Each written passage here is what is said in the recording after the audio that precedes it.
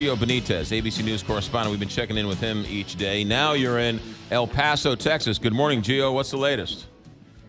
Good morning. Yeah, the Customs and Border Protection actually just told us that a lot of these families will be reunited, but only after the parents have been prosecuted. So as you can imagine, it's going to be a long road ahead for so many of these families. A lot of the new families coming in, crossing the border illegally, they'll be kept together unless the child's welfare is at risk. So really a long road ahead, though, for those more than 2,300 children already in the system.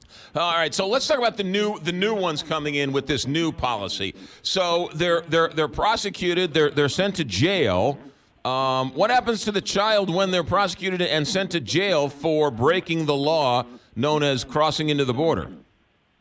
Well, right now, the first thing that happens is that they're taken to a facility that is equipped to handle families. Now, a lot of families are already there. In fact, some facilities have too many families, and they actually have to send them to local shelters. Like one yesterday, they sent 156 families. ICE sent 156 families to that local shelter. What happens after that, it just depends on the law. Obviously, if they are prosecuted, if they are sent to prison for breaking the law, different story, and obviously the child at that point is probably put in the foster care system. So the kid ends up having some type of legal status here in the U.S. then? Potentially, yes. Yeah. What about this 20 days that they're so concerned about? What are the people saying about that?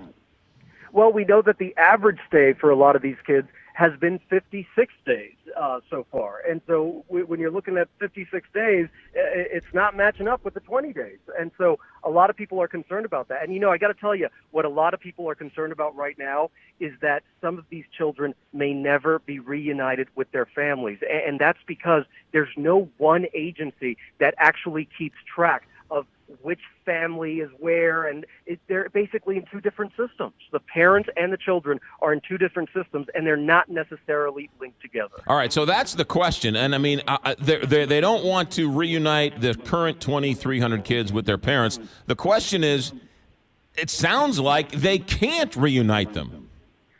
For some of them, and that's what these experts are really telling me they're worried about, because we've seen it happen, right? We saw the 10-year-old boy in Michigan from Guatemala 8 months ago separated from his father when they crossed the border illegally back in October. The father was actually deported back to Guatemala. The kid had no idea. He was in a foster care home in Michigan, and it wasn't until yesterday, 8 months later, that finally they were reunited. The other logistical nightmare is just because you say you're a parent doesn't mean you're a parent, right? I mean, you have to make sure that that parent matches up with that kid, or you have a whole host of other problems. Absolutely. So they're saying parents are legal guardians, but as we know, there are, of course, some people who have crossed the border, and they claim to be families, but of course, they turn out not to be, and that has happened. Gio, have we seen where the girls are being kept or where the babies are being kept? We haven't, but we do know that in terms of the babies, there are these so-called tender age shelters that have been set up, and we're talking about kids as young as 12 months old. The New York Times actually got a photo of one of these kids, 12 months old, in one of these facilities.